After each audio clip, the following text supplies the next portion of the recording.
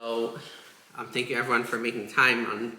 It was a busy Arab Yontif season to take some time for learning. Ezra will pick up some important ideas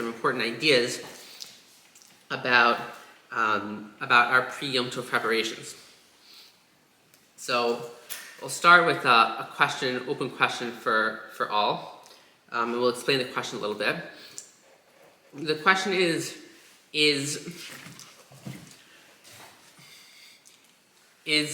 cutting one's hair or doing a laundry on HaMoed permitted? Now, at first glance, we would think it's not allowed, because on HaMoed, the intermediate days between the first days of Sukkot and the last days of Sukkot, or Pesach, the general rule is, the starting point is that all malacha, all labors that are prohibited on Shabbos are also prohibited during HaMoed. So, cutting one's hair involves the malacha of gozes, shearing, and doing laundry, as my father and I learned at length, involves the malacha of malavin, of laundering. So at first glance, it would seem like without any other factor being played in, we would not be allowed to cut our hair or do laundry on HaMoed. However, as we're familiar, the laws of HaMoed are not so simple, because there are many areas where malachas that we're not allowed to do on Shabbos, but we are allowed to do on HaMoed. And I'd like to welcome B'chavod Gadol, my Charusa Rabbi Eli Davis, one of my main rebbeim in Hilchos HaMoed, for joining us. Eli, you're joining us from Lakewood? From Tannersville. Okay, so Eli's in-laws live in Tannersville. So we're just clearing on the surface, is it permitted to cut one's hair or do laundry on HaMoed? So the reason why yes is because there are many areas where a malacha which we're not allowed to do on Shabbos, but we are allowed to do on HaMoed. And some of these factors are involved here. So, for example, if it's a food-related need, then there's a great area of leniency to do it on HaMoed.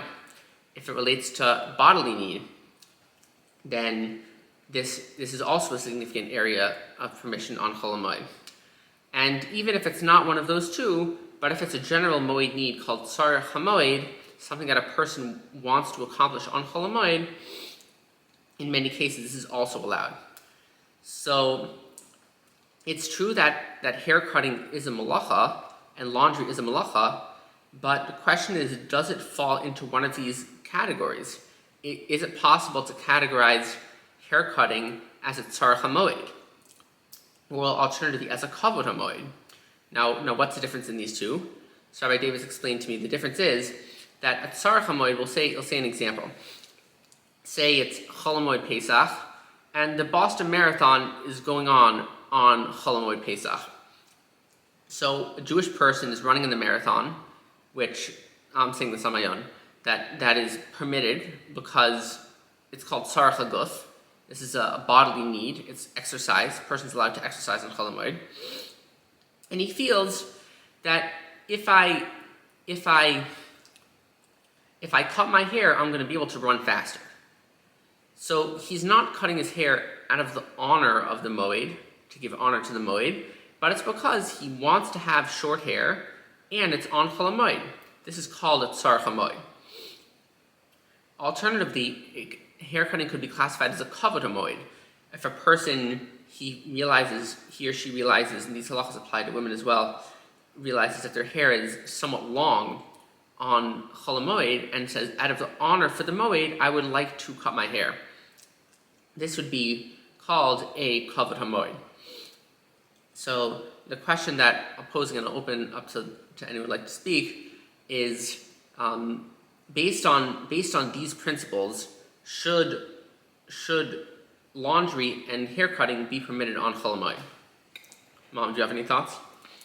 Well, from what I remember, laundry, maybe this is during the 3 weeks or the 9 days, that laundry that is important, like undergarments, that is okay to be laundered, or like a clean shirt for Shabbos, or for a Chag, if you have to get it ready, that's allowed. Okay. Okay, thank you, Mom. Does anyone else have any comments so far? Okay, so let's take a look at what the Mishnah says. Who in fact is allowed to cut their hair on HaMoed? And who's allowed to do laundry on HaMoed? So Mishnah says, "Ve'elu megalchen b'moed, haba m'mdina sayam, u'mibeis hashviya, v'hayotzim beis asurin," and a couple other cases which are not really applicable nowadays. And ve'elu mechabtzim b'moed, haba m'mdina sayam, u'mibeis hashviya, v'hayotzim beis asurin, and also a couple other cases were more relevant earlier on. So the Mishnah is telling us a very select group of people are allowed to cut their hair and do laundry on HaMoed. And these are people who have incurred what's called a private onis. Onis means something out of their control, and it's well known to all. First case is abam din thayam. Person undergoes overseas travel. Back in the day, this required many weeks of travel, and there was not necessarily a barber or a laundry on the trip. So when they would come from overseas, their hair would be completely disheveled, their clothes would be dirty and stained, and everyone knew that they came from a faraway trip. So Chazal said such a person who arrives on HaMoed or very soon before Yom Tov is allowed to cut hair and wash clothes on HaMoed. Second case, Beis HaShviyah. Similarly, a person was captured, like as when the Chatufim, the captives, should be released soon. If they would be released on HaMoed, they would be allowed to get a haircut and wash their clothes, because we don't know what kind of condition they're in. And the third case is someone came out of jail, especially if jail didn't treat them very well, or they didn't feel comfortable getting a haircut in jail. So in that case, they would be allowed to cut their hair or wash their clothes. But very glaring omission is that what about like a regular person? What about like what we said? It's a tzarech HaMoed, person wants to get a haircut. It's a moed need. It's a kavod HaMoed. It will give honor to the moed, and so maybe you would say, okay, well this is really not so simple, because we may be familiar that it's true for a tzarech HaMoed, a moed need. There are allowances, but there also are cases where a tzarech HaMoed, a moed need, is not allowed. And that is, for example, if what's called a ma'aseh uman is involved, a professional act, like an action that requires expertise, training, and focus. So if there's a tzarech HaMoed, something that a person wants to accomplish on the moed, then this is, if there's something that a person wants to accomplish on the moed, but it involves a professional act, something which requires training, precision, and focus, this is not allowed. Additionally, if there's an action that requires a lot of tircha, a lot of effort. For example, like Rabbi David said, a lot of effort means like lifting heavy packages, even for a short amount of time. But if a simple moed need would require lifting heavy boxes, this would not be allowed. And alternatively, what Rabbi Nissim Dov Miller said is that it just simply involves a lot of work. So we'll bring back this question: Does cutting hair involve either a professional act or a lot of strain? And if you would say that hair cutting involves a professional act. So Rabbi Heinemann from Baltimore, his definition of a professional act is that something that if a trained professional would show a novice how to do this action, that there's at least some possibility that the novice could carry out this action correctly, then this is already considered a ma'aseh hedyot, a simple act, and would be allowed for a tzarech HaMoed. So is cutting hair permitted according to these grounds? So, Mom, do you have any thoughts about this? Would it depend on who's doing the cutting? So that's a fair point. Meaning, for a ma'aseh, for a certain action, does it matter if a professional is doing it or a novice is doing it? So, for example, Yehuda, I've spoken with your father many times about your sister's drawing, because I've stayed in your parents' basement. Itza Miller is a truly outstanding artist, and I spoke with her father, Rabbi Miller, and said that Rabbi Miller told me that Itza has gone for professional, some sort of advanced training. So if she would do a drawing on HaMoed that utilized her training in a manner of precision and focus, this would be a ma'aseh uman, a professional act, even if she's not necessarily paid as an artist, but she has the skills of someone with training, and therefore this would not be allowed for regular tzarech HaMoed, for a moed need. But if she would do a simple sketch, which someone did not need advanced training for, this would be a ma'aseh hedyot, a simple act, and this would be allowed on HaMoed. So as far as hair cutting, it's true, it may be a more reliable way to get a haircut is to use an uman, to use a professional. But if a professional would show a novice how to do it, and there's at least a chance a novice could do it correctly, then this is a ma'aseh hedyot, a simple act, and would be allowed for a tzarech HaMoed, for a simple moed need. So the Gemara is pretty astonished. Like, what's pshat? How come only such obscure cases, like someone who came from overseas, came from jail, came from captivity, is allowed to cut their hair or do laundry on HaMoed? In fact, the Gemara, V'shar kol adam, my time asurid. What about all the rest of the people? How come other people are not allowed to cut their hair and do laundry on HaMoed? So we can see from this kasha of the Gemara, the fact that the Gemara asks this question, that the Gemara is taking on that on the basic rules of HaMoed, it should be allowed to get a haircut and do laundry on HaMoed. Assuming that the haircut is either going to enhance the moed in some way, or that the clothes are going to be worn on HaMoed, or the second days of Yom Tov. As we're familiar, that's a psak of the Ramban, that if a person does a malacha, does a labor on HaMoed for the need of after the holiday is fully over, then this is prohibited. It's an Isser D'Oraisa, Torah prohibition. But assuming that a person's laundry is going to be, in order to wash clothes that will be worn on HaMoed or the second days of Yom Tov, so the Gemara is bothered how come it's not permitted. So the Gemara tells us a bit of a story.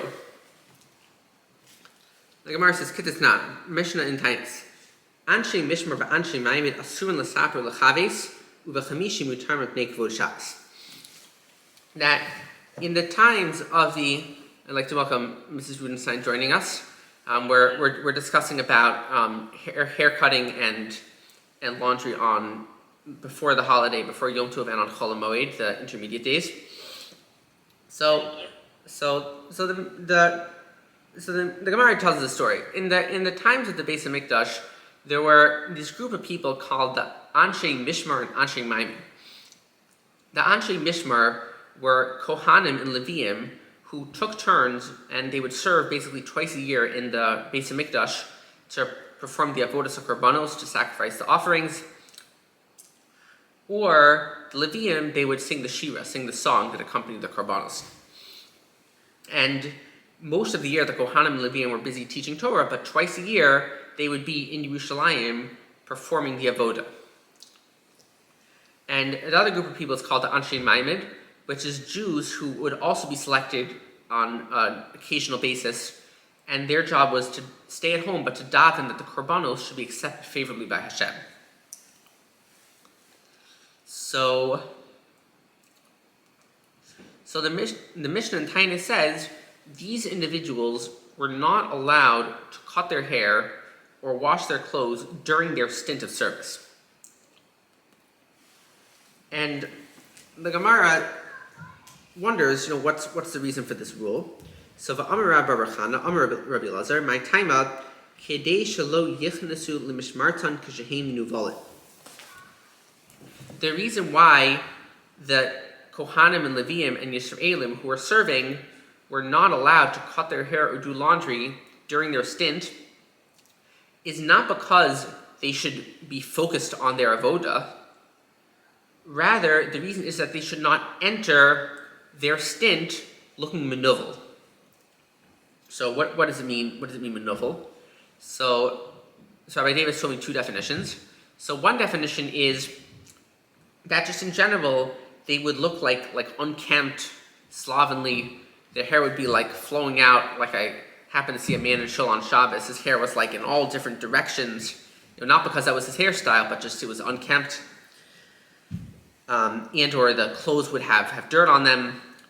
So to make sure that these Jews in this very special job related to the korbanos would enter their stint not looking disheveled, their Chazal prohibited them from getting a haircut or laundering their clothes during their stint. And what's the rationale? Because if these people would be able to have this fallback option of, my clothes are dirty now, but on Tuesday during my week of service, I'll wash my clothes, I'll get a haircut. Then, if they had this fallback option, then they would be lax in cutting their hair and tending to their needs before their service started. And therefore Chazal prohibited them from tending to their needs during their service, to encourage them and make sure they are absolutely sure to enter their stint looking proper. And the other definition of menuvel, Rabbi Davis said, is that within 30 days. That if the people of the Mishmar or Maimon would have gotten a haircut, say, a couple weeks before, then they would not have to get another haircut before their stint. Because within 30 days is not called menuvel, is not called disheveled. Fine. So then the Gemara takes on a pretty huge hanacha, a very strong presumption, which hopefully should give us some appreciation for our role and how special it is for us to fulfill and celebrate Yom Tov. The Gemara says, Hachanami, here also, with regards to Yom Tov and HaMoed, the reason why it's prohibited for a Jew to cut their hair, a regular Jew to cut their hair or do laundry on HaMoed, is that we shouldn't enter the regel, that we shouldn't enter the first day of the holiday, for example, tomorrow night, Monday night, that we shouldn't enter it in a state of menuvel, that our hair is outgrown and our clothes are dirty. So it's mivur, it's very well implied from this Gemara that the Gemara feels that the kedusha of the Kohanim and Leviim performing the avoda in the Beis HaMikdash and serving Lifnei Hashem is on par with our kedusha and our holiness when we enter the regel. Because the Gemara has this svara, this logical reasoning that seems very clear to the Gemara, goes unchallenged, that the same way that it was so important that the Anshe Mishmar, Anshe Maimed in the Beis HaMikdash should enter their service looking their best, so too it's very important for us Jews in 2025, whether we're in Sharon, Pennsylvania, on our way to Detroit, Woodmere, Tannersville, Crown Heights, wherever we are, even if we don't have the Beis HaMikdash, but it's that important that we Jews should enter the first day of the holiday not looking menuvel and having kempt a cut hair and clean clothes. Okay. During HaMoed, you can't do any professional work and difficult work, laborious work, right? There's, hopefully on HaMoed I will give a more comprehensive share about the halachos of HaMoed, but professional work is one factor that in certain situations renders an activity not to be allowed. But for some cases like food needs or bodily needs, Maisa Uman, professional act is allowed. I'm wondering about a sukkah. If you're allowed to build a sukkah on HaMoed, because it seemingly is laborious work. Right. So that would go into a different category called tzarich mitzvah, for a mitzvah need. So that is more lenient, and the halacha is that if a person's sukkah, like for example, blew down on sukkahs, he would be allowed to repair it on HaMoed. Okay, thanks. Yeah, thank you. Rabbi Davis, do you have anything to comment about that? About this whether the shaila is building a sukkah on HaMoed considered a tircha that's not allowed? I don't know, I agree. I think you go into the tzarich mitzvah, because the tzarich guf, you have a person has a house in terms of their actual guf. And they have a mitzvah, but it's just a mitzvah. So I think what you said is correct. Right. So Rabbi Davis is saying that you might think to say that building a sukkah is called a tzarich haguf, is a bodily need, because it does shelter us to some extent. We have the walls that block out the wind, the schach provides some shade. However, in order for an action to be considered a tzarich haguf, a bodily need, it has to be that was the only way it got done. So since we all have a house where we are allowed to live in, and in the sense that mitayel, spending time in a sukkah, is not an absolute chiyuv. A person can spend time at home. So therefore, a house shelters them, and building a sukkah would not be classified as a bodily need. However, it would be a tzarich mitzvah need, at least certainly for a man who's obligated in sukkah, and would be allowed to build a sukkah on HaMoed. Chazal were took very seriously this concept that we should enter the first days of Yom Tov looking our best, because Chazal went a step further and they prohibited us from cutting our hair or doing laundry on HaMoed, even in a few surprising cases. So one case would be that if a person was called a private onis, meaning they had some circumstance out of their control which is not known to other people. For example, on Erev Yom Tov, a person was traveling home from work and they saw on the side of the road a dead body that needed to be buried. So he went and buried the dead body. So as a result, by the time he came home, he didn't have enough time to cut his hair before Yom Tov. So in this case, he did the Ratzon Hashem. He did the right thing by burying the dead body. It's not like he was lazy. He didn't care about his time, and he was lax. He said, "I'll push it off to HaMoed, get a haircut then." He was not able to do it. Second case is that a person actually did the laundry before the first days, and the person did the laundry, so they did not enter the Yom Tov Menuvel. They came in with clean clothes. Just they ran out of clean clothes on HaMoed, and they wanted to do another wash. So in both of these cases, due to Chazal's tremendous desire that we should enter the first days looking our best, Chazal prohibited us, even in these cases, from washing our clothes or cutting our hair on HaMoed, based on the following reason. That say the case the person who's burying the dead body. So it's true he ran out of time, but if someone would see him on HaMoed getting a haircut, or one day of HaMoed he had long hair and then it got cut, an onlooker might think, this person, regular Jew, cut his hair on HaMoed, so I'll assume that it must be. It's not such a terrible thing to get your hair cut on HaMoed. So me, even if, regardless of the circumstance, I'll go ahead and I'll get my hair cut on HaMoed. Or same thing with the other case. In case the person actually washed their clothes on before the first day. So on HaMoed, his clothes are getting dirty. He's running out of clothes, so he wants to wash them. So why not? So it's because Chazal would say that this person, it's true he did the laundry before the first day, but when he's on HaMoed, he has dirty clothes, and then all of a sudden he's either seen washing his clothes or he's walking around with clean clothes. So an onlooker will see that this Jew did laundry on HaMoed. So the onlooker doesn't necessarily know the circumstance that the washer of the clothes washed his clothes before the first days, and the onlooker might think, it's not such a terrible thing to wash your clothes on HaMoed. So maybe I'll do it too, regardless of my circumstances.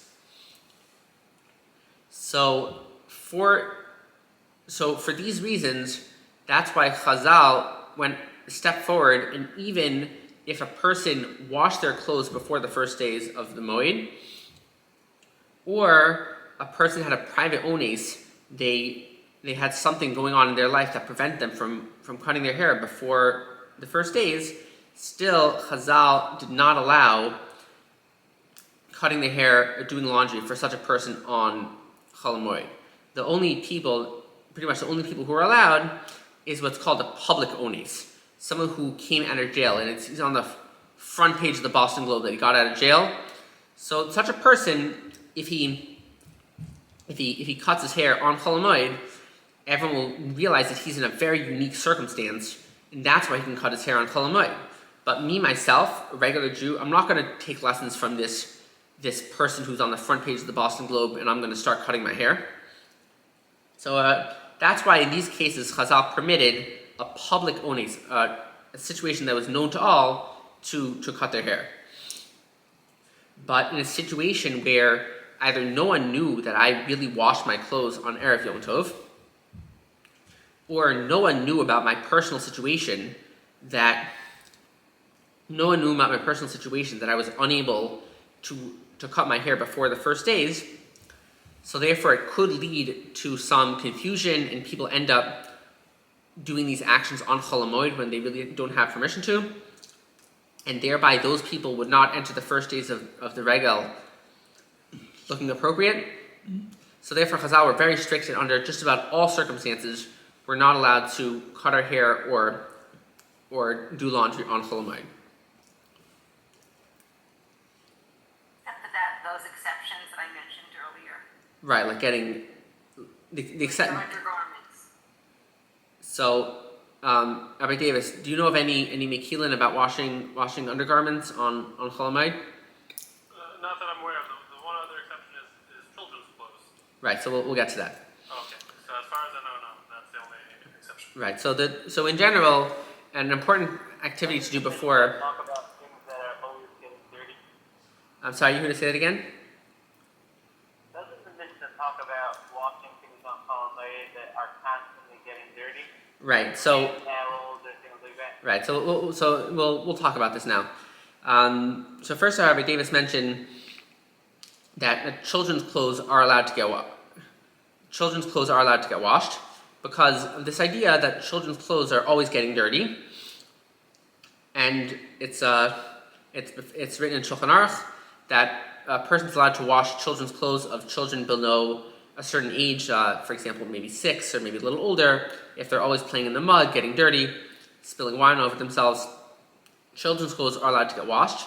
However, Chazal were very strict, and an adult is not allowed to put in adult clothes with children's clothes on HaMoed, because that adult clothing is in the same category of that we should be entering the first days not looking benuvel.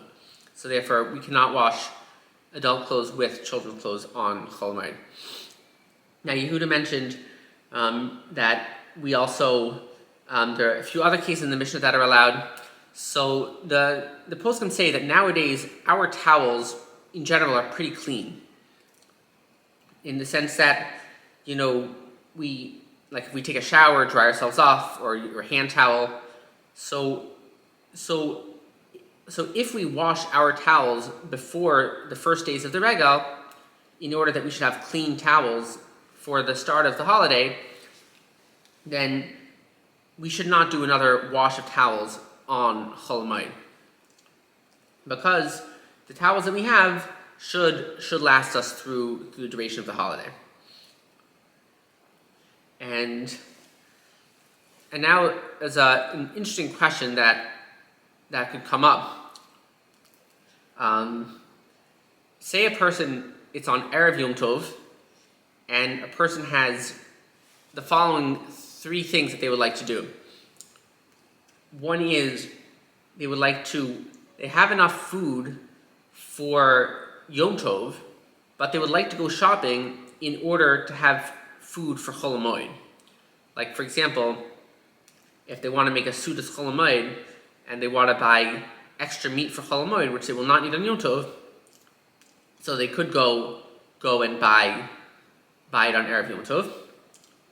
Second possibility, say a person had food for Yom Tov and wanted to prepare it. And the Ramah says in Hilchos Yom Tov, beginning of Hilchos Yom Tov, that in general we should prepare food before Yom Tov if it will not lose any of its taste or sharpness versus preparing it on Yom Tov itself. It's better to prepare foods before Yom Tov, even though there is a permission to prepare food on Yom Tov itself. And the third option is to do laundry. So out of those three, say a person only had time to do one of those three, to go shopping for HaMoed foods, to prepare food for Yom Tov, or to do laundry, which of these three is the highest priority? So I spoke to Rabbi Zalman Leff, Boston Moshe Kola, and he told me that out of these three options, the number one priority on Erev Yom Tov is doing laundry, because laundry cannot be done during HaMoed. Whereas food shopping is allowed on HaMoed, even if it's kivim malach l'moed, even if you planned it out to go food shopping on the moed and prepare the food on HaMoed, it's allowed. And the Mishnah Berurah says that if a person truly ran out of time to prepare food before Yom Tov, he could prepare it on Yom Tov without a shinui in the regular manner. Just to speak out a couple other cases which are allowed. As far as hair cutting. Just one question. Yes, Rabbi Miller. If someone didn't do the laundry in that circumstance and he did the other things, he wouldn't be allowed to do laundry on HaMoed? Right. So in these circumstances, laundry is not allowed on HaMoed. The better approach is to buy more clothes. That's what I wondered. Could you do that? Right. So in general, we with the poskim, we're not a big proponent of going clothes shopping on HaMoed, but since it is a tzarach HaMoed, it's a moed need, and additionally, because Chazal never made this firm, hard and fast rule about no shopping on HaMoed. Shopping, going into the stores is allowed if it's a food store, if it's a tzarach HaMoed, if it's a moed need. So there's a less strong prohibition of going shopping versus doing laundry on HaMoed. So therefore, if a person would run out of clothes or neglect to do laundry before the first days, the best approach is to buy new clothes. And this applies also as far as linens. We don't wash linens on HaMoed. We should come in before the first days with fresh linens if we need it. And there's a famous psak, I've heard it many times, most recently from Rav Yonason Sachs of Landers, that say a person would have a guest room and a set of linens, and they were having their parents over the first days of Yom Tov, and their shver shviger, their in-laws, over for the second days of Yom Tov. And they washed the linens in order for their parents to come the first days, and now they want to wash them again before their in-laws come. So many people pass in the same way. I've heard this many times, that in this case it's not allowed to wash the linens before the in-laws come in, because it's part of the takana of doing laundry on HaMoed, and people could see the laundry being done.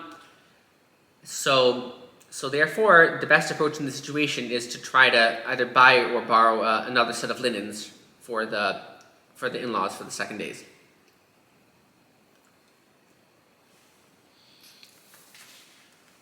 So as far as hair cutting, combing and braiding hair is allowed on HaMoed, because this doesn't really involve like cutting hair. It's not. It's just kind of restyling the hair is allowed.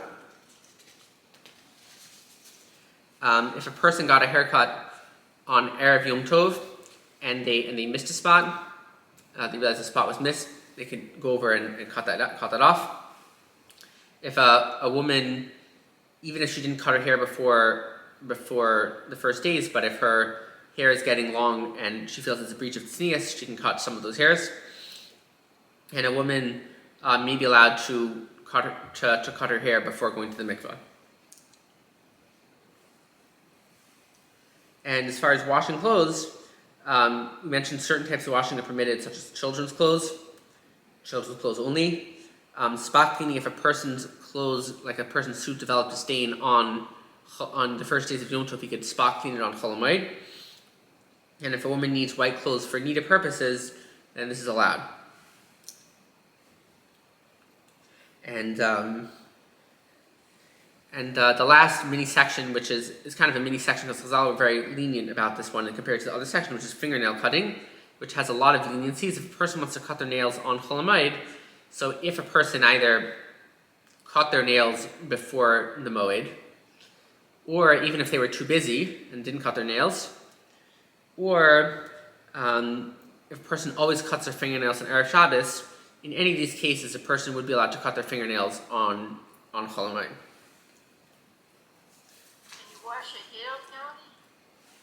Yes, a person's allowed to wash their hair or any part of their body on HaMoed. What about a sheitel? Does that go into either washing clothes or getting a haircut?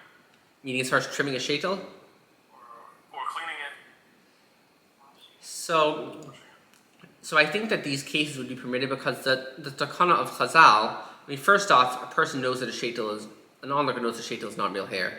Second off, the issue that Chazal had was that it's apparent that we're washing our clothes on HaMoed, and thereby people would think, oh, you can wash your clothes on HaMoed.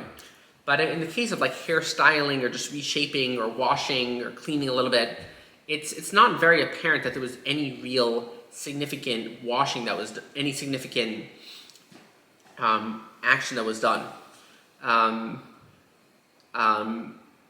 Maybe some of the marrieds can explain to me about washing a sheitel. My father and I learned the Malach of Makam Patish which talked about sheitel care. Didn't learn anything about washing sheitels. But I don't know, it looks to me like washing facials is a big avodah. Okay. I mean, like, it's like a official, it's like a thing that people do before Yom Tov. You send your facial to the sheitel maker and they wash it and set it and whatever. It's not like a little spritz. I don't know, it's like a full-blown wash. That's what it looks like to me. Right. Okay, I think for so then maybe I it would. don't know what that goes under, but it's like a real tikkun. I don't know. Okay. You wash them, it's the same as watching. You took a article of clothing, dunking it, rinsing it, it's the same thing. Okay. Okay, thank you. Yeah, so One other sorry, Davis. One other question. Do you know about, let's say, ironing? So I think just ironing would be fine, but let's say when people use a lot of steam and they're getting it somewhat wet, whatever, there's also a cleaning aspect. For someone who would iron a complete shirt, not just in one spot. Does that go into washing or is that separate? Yeah, I hear. To wash something that's steam. If the steam gets it wet, inadvertently. I'm sorry, Yehuda, what did you say? Is it a problem to wash something that's clean already? Yeah, because if a person would see laundry being done, then they would assume that they could do laundry on HaMoed as a Marasayan.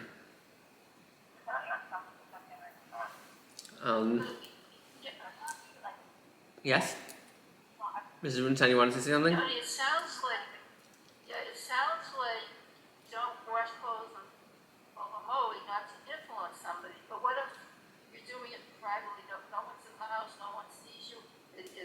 considered like an arena. Right. So It's not influencing anybody. so I can. So first off, this would only be allowed if a person already washed their clothes before the first days of the holiday. Because if a person is washing their clothes on HaMoed in a way that they came into the first days without clean clothes, then this would violate the intention of Chazal that we should enter the first days with clean clothes. But the second point is that in general, Chazal, with certain rules, they try to avoid confusion at all. So in this situation, even private laundry is not allowed, even though it's not a concern that anyone will see.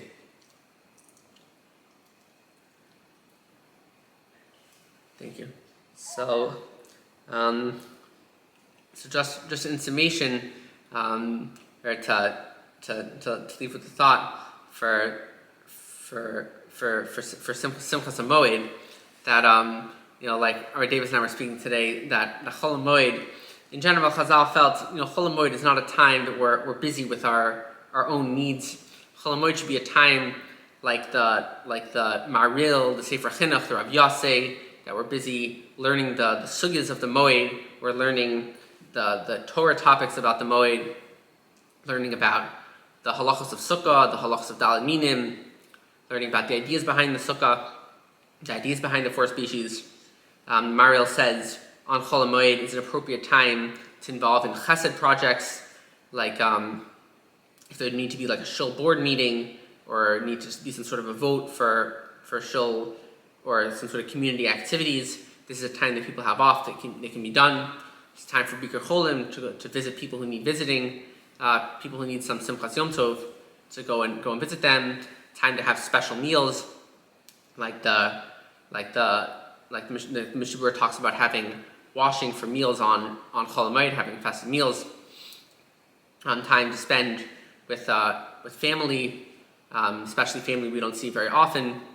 And Chol HaMoed is not a time that we're busy with our own mundane things, like haircuts and laundry. That we can do before the first days of the Moed, and hopefully we'll be able to appreciate Yom Tov and Chol HaMoed for what Chazal had intended as a Mikra Kodesh, as a holy convocation.